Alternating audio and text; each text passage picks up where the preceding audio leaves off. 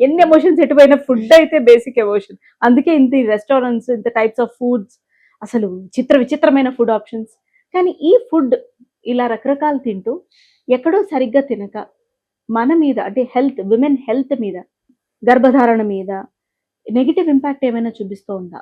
Frank talk కాబట్టి నేను నీకు నిజంగా ఫ్రాంక్ గా పచ్చిగా చెప్పాల్సిన పరిస్థితి వచ్చింది. చెప్పండి. Sunaina, world has gone to the dogs. అరే ఎందుకంటే ఒక ఉమెన్ ప్రెగ్నెంట్ అవ్వాలన్నా రకరకాల జబ్బులు ఉన్నాయి.